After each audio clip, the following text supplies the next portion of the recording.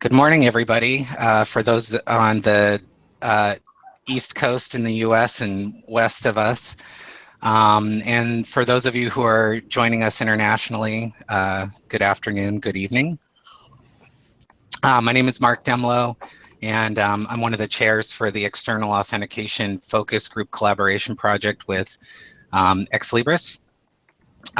We have what we hope is an informative webinar for you today with several speakers, including Michael North, my co-chair, as well as Josh Wiseman from Ex Libris. So just to give a little bit of background on the External Authentication Focus Group, and we will talk a little bit about that and what the collaboration entails. We'll also talk about what the work we've been doing, both the collaborative work with the Authentication Focus Group, as well as the surveys that we've been doing and the work that we've been doing closely with Ex Libris. Then we hope to talk some about identity and access management, which I think is a little bit of the meat of what people came to hear a little bit about, and we'll talk a little bit more about what we're going to be working on next, and then there will be ample time for questions as well. So presenting with us this morning, I had mentioned Josh Wiseman, VP of Development and Resource Management at Ex Libris. Josh has been one of the people who's been working very closely with us, as well as Bar and Devere. And then from the Authentication Focus Group, myself, I'm on the IGeLU Steering Committee, also from the University of Notre Dame, and Michael North, who is on the ELUNA Steering Committee and is from Northwestern University. So just to give a little bit of background, I'm going to turn it over to Josh to talk a little bit about Ex Libris's perspective on authentication with Alma, and then I'll fill in a little bit of the details from the customer point of view. Josh? Okay, great. Thanks, Mark. So we are here today to bring you a little bit of the background of the Ex Libris's approach to authentication with Alma, and then also for patrons in Primo. Many of you are aware, based on the surveys that have been sent out by the focus group, but we thought it would be worth a few minutes time today just to give a little bit of background as to why we've embarked on this path. As many of you know, we are continually working on improving security of our systems, making sure that they adhere to all the latest standards. And as a cloud system, we believe that the best practice is that authentication be done by a dedicated system for authentication. And so that has always been our best practice approach until now. And that is why Alma has supported integration with authentication protocols such as LDAP and SAML and CAS in order to outsource the authentication piece to systems for whom that is their core competency, and so that we can focus on continually adding and improving our library features, which are, of course, our core competency. And as we continue to work to improve our security and work to attain more security certifications, we felt that it was important for us to make moves in the direction of more strictly enforcing what has for quite some time been our policy, and that is to ensure that authentication happen in those dedicated systems. And to that end, we've added a number of additional authentication options and integrations recently, which we'll talk about as this webinar continues. And we've been working with the focus group now to see what the best way is to roll out those features to additional customers and to help customers make the path for those who are using internal authentication, that is usernames and passwords stored inside of Alma, how to help those customers with the path towards best practice, with the path towards having external systems for whom that is their core competency deal with that aspect.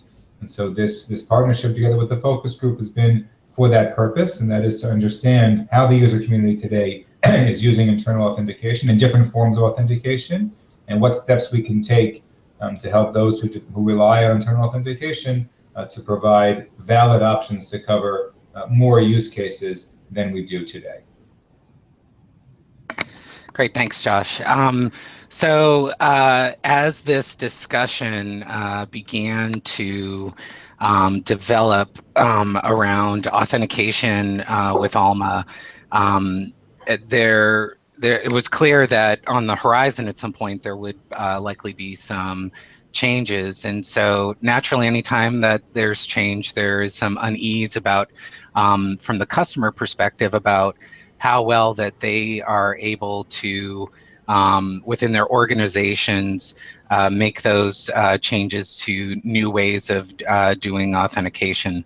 So pretty early on, around September of last year, near the IGeLU conference, we started talking with Ex Libris and said, okay, we're hearing some concern.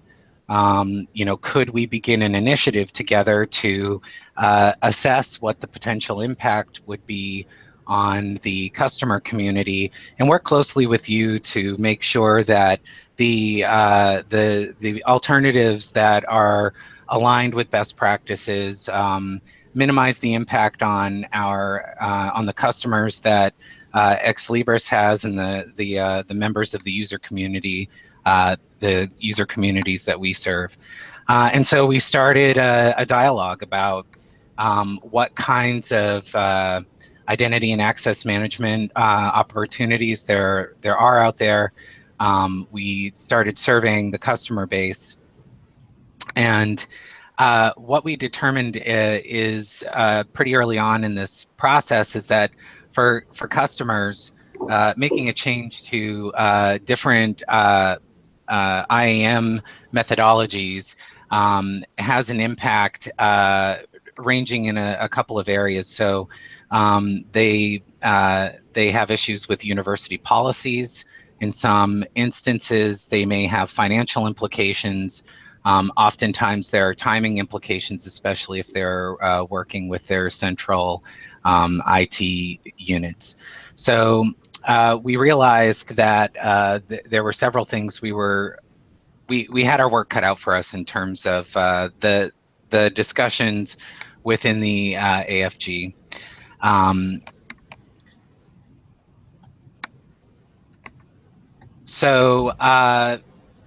Here's what the current slate of the members of the IGeLU, ELUNA, and Ex Libris collaborative focus group look like.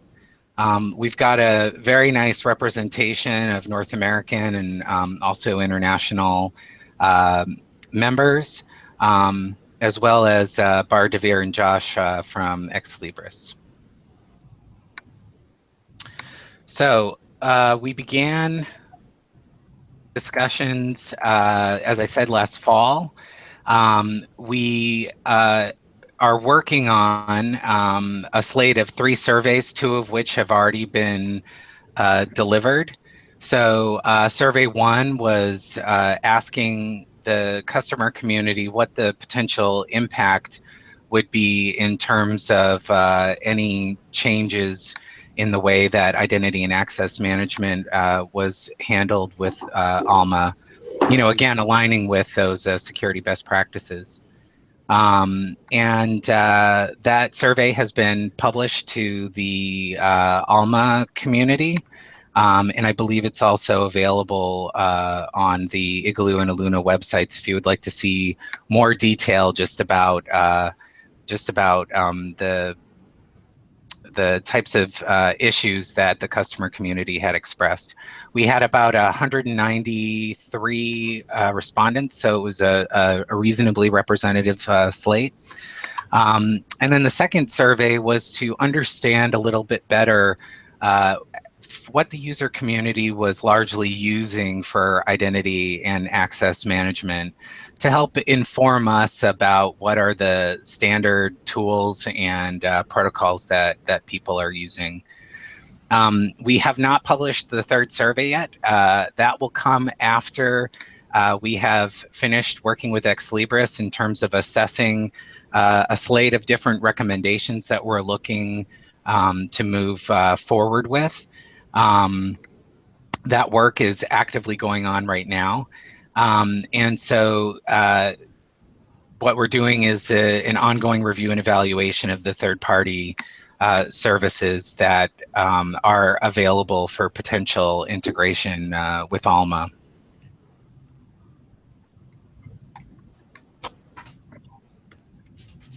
So I will turn it over to Michael to talk a little bit about the Authentication Focus Group and Ex Libris and the ways in which we've broken down the work. Michael? Thank you, Mark. It is often said that before you know how you're going to get to where you're going, you need to know where you are, and that applied to this project. We needed to review our current situation and assess our current identity management environments, sort of get a lay of the land process. First, we looked at the technical needs of Alma access management and the different ways it was being currently met. We looked at external versus internal user authentications, local or vendor versus institutional authentication, as well as the overall requirements of various institutional identity management systems. In reviewing the types of ID management systems, we found centralized systems like LDAP and CAS. We found institutions that had no central ID system being used with Alma. They had all their patrons, tens of thousands, as internal users with passwords stored inside of Alma. Then we reviewed social media authentication. We looked at the different types of social media products and the policies associated with their use. We also found a number of institutions who felt that this was an okay system, but that it couldn't be the only alternative authentication method because large numbers of people do not use social media, especially older community borrowers and alumni. We also looked at existing identity as a provider services like Azure and Auth0. And finally, the new kid on the block was passwordless authentication, which holds a lot of promise.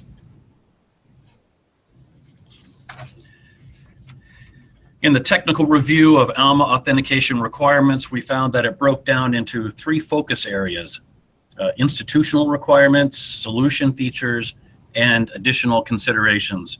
I won't read all the lines on this very busy slide, because there are many more requirements than are actually listed here, but it kind of gives you a feel for what we came up with. The 3 areas we assessed were complex, in that there was a broad range of things that we had to look at. Institutional requirements ranged from overall strict to loosey-goosey. Some institutions had no guidance provided when dealing with community or guest users. This included examples, spouses and guest faculty having institutional ID cards with no institutional ID number, with access to institutional services such as the library, but not allowed in the central ID system itself, thus making it impossible to do central authentication. Solution features were guided by the needs of the institution. I'm still back one slide. Our solution features were guided by the needs of the institution and the libraries. Some newer features did not fare very well. Things like multi-factor authentication was deemed too onerous and complex by some, and the allowance of social media authentication features was looked upon with distrust by others. Because of the broad range of institutional types and sizes, the area of additional considerations was also complex and numerous. Problem here is having lots of features combined with ease of use for patrons can be contradictory at times. Next slide. So next, we needed to take a look at the existing institutional authentication systems being used by the libraries in order to evaluate the impact on the authentication change in Alma. The relationship between institutional libraries and the institutional central ID departments that handle the authentication issues was complicated, in some cases more complicated than we had known. I think the biggest difference was in how non-institutional patron accounts were handled by the institution. Some institutions had a local method of handling authentication of these patrons. Some had none at all. When dealing with people that were not registered with the institutional central authentication system, some Alma institutions had just a few hundred people registered in Alma with internal passwords. Other institutions had tens of thousands of patrons in Alma with internal passwords. This makes the solution to this problem extremely difficult. Definitely not a one-size-fits-all solution available. Next slide. I'll turn it over to Josh to talk about some of the other aspects of our review. Okay, thanks, Michael. So as I mentioned earlier, as a result of our work with the focus group and some of the responses from the surveys that we received, we understood that we could add some additional features to Alma to enable new authentication methods. And again, our target use case here is for those users who need access to library services, but for one reason or another are not in the university or institutional identity management system. In most cases, according to the survey that we saw, in most cases, the majority or a good portion of the users are in the institutional identity provider, but there is almost always some subset of users who, for one reason or another, cannot be authenticated via the institutional identity provider, and therefore we're looking for additional options for authenticating those types of users. And so we began over the past half year to add additional features, additional integrations with new authentication types, and this is one of them, social media. Social media means that you can use a very common protocol called OAuth 2. Most people have probably seen them on one website or another where it says log in with your Gmail, log in with your Facebook, log in with your Twitter account. And we've enabled that or added that integration to Alma and Primo as well. And what that means is that it provides a way of logging in and authenticating with an existing identity that many users have today. Of course, we understand that not all users either have social media accounts or feel comfortable using them to log in, but this is an option for a certain portion of this population of users. And the way it works in Primo, for example, for those who are interested in implementing this, is that in Primo you would add a button that says log in with my social network, and then you would get an option of the social networks that the library has selected to support, Facebook or Google or Twitter or some combination of them. And then the user would authenticate, or they're already authenticated with their social network, and then they'd be granted access to a logged in session in Primo. And again, one of the nice things about this is that there is no information sharing that goes back and forth other than public profile information, which is really just first name, last name, and email address. And of course, there's no information shared from Alma or Primo with the social network. So again, Alma and Primo just take your name and email address, and there's no information that goes the other way. And so this is an option that's available today in Primo. We have a few sites who are already using this in production. And you'll also be able to, if not already, then very soon, allow Alma staff to log in via social network as well. So again, we understand this does not cover all use cases, but our goal here is to provide additional options which will make the population of quote-unquote problematic users who we can authenticate via institutional means, make that population smaller. This is one option, social network login. You can go to the next slide.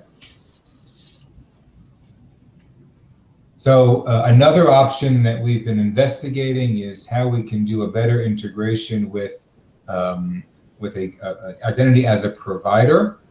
Okay, so many services offer this service today: identity as a service, identity as a provider. And this means that that same population of users who can't be authenticated in the institutional authentication system, or for those small number of institutions that don't have an institutional identity provider system. So we could integrate with some identity as a service. And here we've listed a few of them. Azure, which is by Microsoft, Azure Active Directory, Auth0, OneLogin. And these are all services that provide, as we mentioned before, provide identity as a core competency.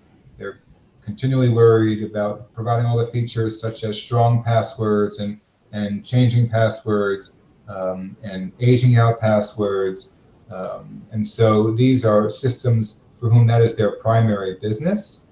And of course, anyone today can integrate with these systems. Most of them or all of them support SAML. So you could, in theory, store users, manage users in this system, and then do the authentication with Alma and Primo via SAML. And what we were looking at throughout the course of this partnership with the focus group is how we could make the integration between Alma and these types of systems more smooth. So you continue to manage your users inside of Alma and have them flow seamlessly to one of these types of systems. So we have a pilot in place today with Azure, with Microsoft Azure Active Directory. And so for those institutions for whom this is an option, we have several today who are in the pilot phase or implementation phase with this service. And they are managing their users, creating new users, entering user information inside of Alma, and then Alma feeds that information to Azure, and then the authentication is done with Azure via SAML. So this is another option that we've been investigating, and maybe an option for some institutions. And the next slide, we have the third piece of development that we've done in this area, and that is passwordless, or we like to call it sign in or log in via email. And so we mentioned before that population of users who, again, are not managed in any kind of institutional system. And so social login is one option, but we said there's a subgroup that are not able to or unwilling to do that type of authentication. And so we added, or we're in the process of adding another option, and that's login via email. And the way that works is, you may have seen this in some other sites as well. From within Primo, you would click on this button which says login options, and you would get an option to log in via email. You put in your email address, and then the system looks for a user who has that email address, and we send to that user a magic link. And that magic link can be used, and you click on that magic link, and it logs you in auto-magically into Primo. So it's as simple as clicking on a link from within your email. And these types of links are valid for a short period of time. So the next day or the next week, if you want to log in again, you simply enter your email address, and a new fresh magic link will be sent to you, and you can click on that.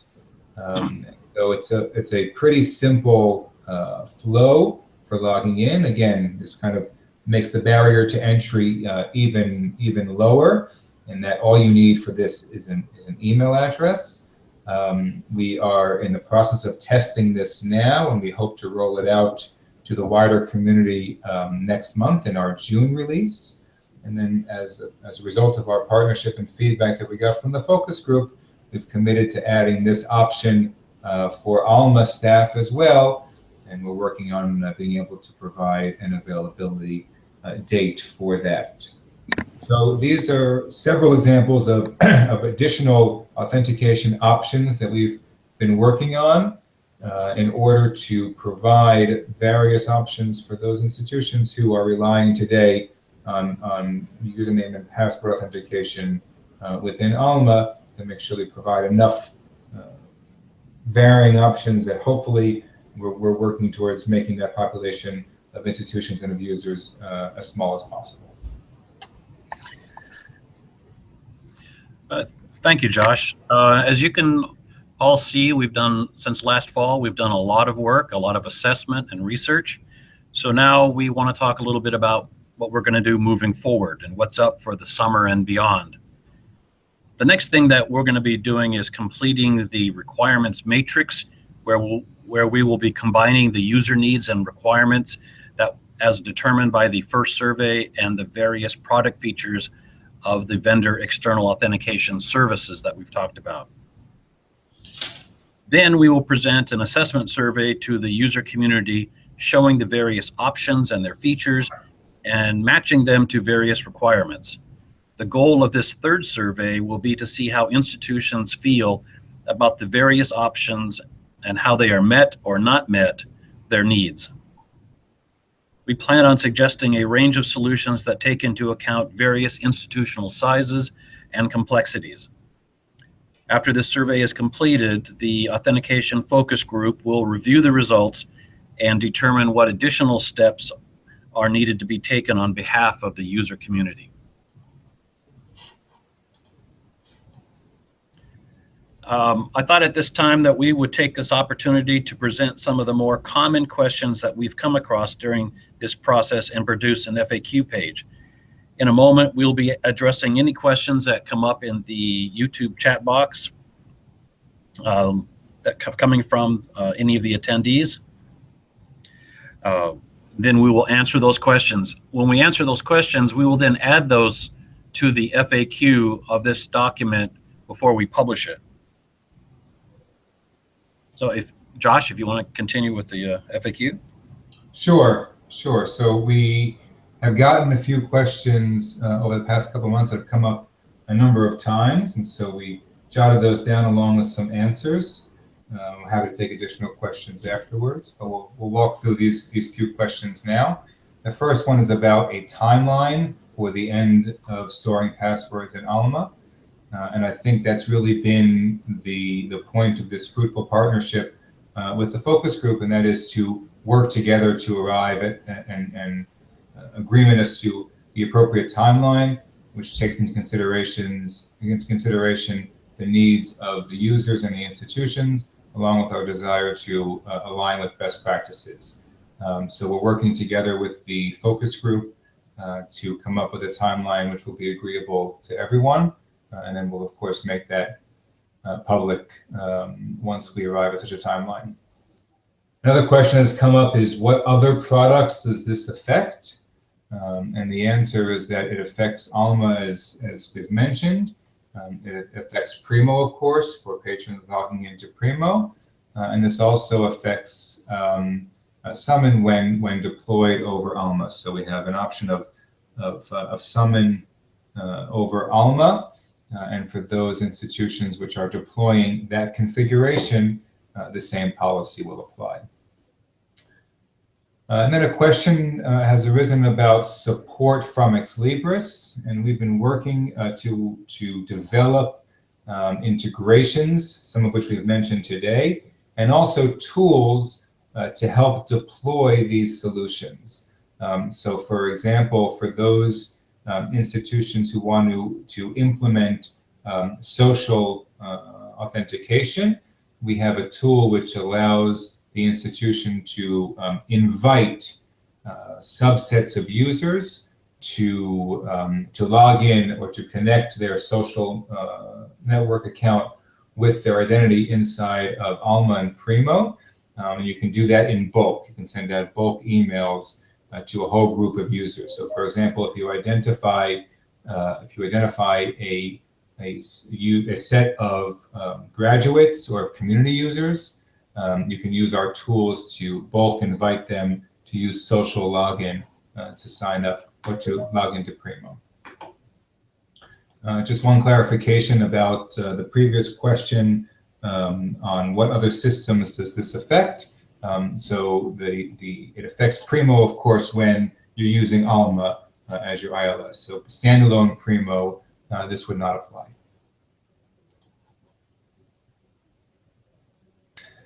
Okay. Are we trying to eliminate the use of internal users in Alma? And I hope that we've mentioned that we've explained our position by the amount of effort that we've invested in additional authentication methods, We understand the need for internal users, and that is a fully supported option. As I said before, graduates, community users, users who are for some reason or another not managed in the institutional identity management system will continue to be managed inside of Alma as internal users. So you'll still have the user management screens, you'll still have the ability for your circulation desk to create new internal users, you still have the tools to create users in bulk. All we're talking about here is the authentication method, which means authenticating with the username and password. So our goal is to remove passwords, which is that sensitive piece of information, out of Alma, but we plan on continuing to support internal users. And as a matter of fact, the methods that we've mentioned, such as social login or login via email, work well with internal users and external users alike. So there's no intention to eliminate the use of internal users. And finally, is there a roadmap of all these features that we're talking about? This will come after our work with the focus group has been concluded and after all of our decisions are taken as to what the final set of appropriate options are. Then we'll be able to provide a full roadmap for any future features that we plan to add.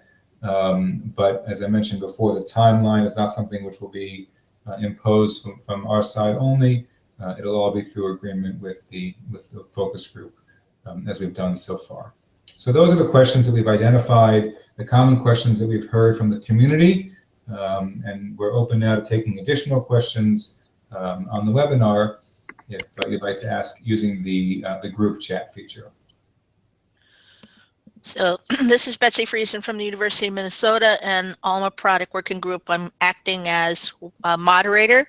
We've had one comment question for the group that states, wondering if social media authentication would cause confusion for students having an external account.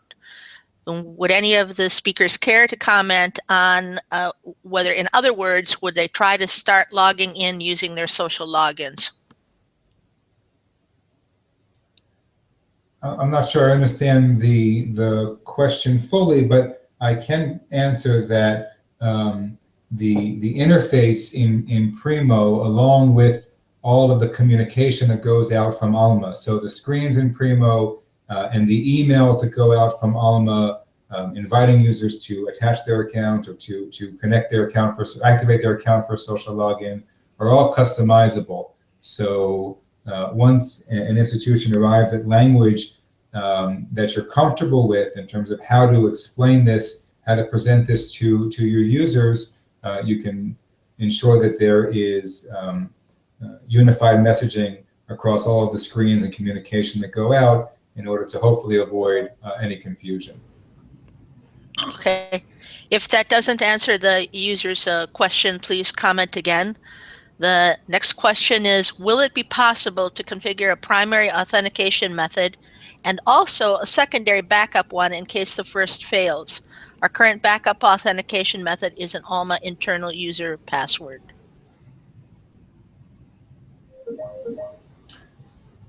So yes, if you're talking about within Alma or within Primo, I'm not sure, but I'll answer for both. In Primo, you're still able to have the multiple authentication options, and in Alma, for example, you can activate either social login or login via email or both, and that might be an option for a backup. So if for some reason the identity provider of the university or the institution is down, you might be able to activate, you could use login via email, for example, as a backup option. So yes, you can still have multiple sources for authentication. This is Michael North from Northwestern. I would say that if you look at the Northwestern Primo page, you'll see in the upper right-hand corner, like everyone else, a sign-in button. And we have put a consolidated menu, authentication menu, to that link that allows for social media login as well as internal login to Alma. Below that sign-in link, you'll see another link that says alternative or alt login. And that we maintained the original login that came with Primo. So on the same page, we do have two different login methodologies. So it can be done. Okay, a user wants to know if they're at Alma, if they're at ELUNA or Tech Seminar next week, who from Ex Libris could they talk to talk a little bit more about authentication? Would that be you, Josh? Sure. Bar, Tavir, and I will all be at ELUNA next week, so we'd be happy to answer any questions from those who'd like to discuss this further. Are there any other questions then? I think that's all we've received so far.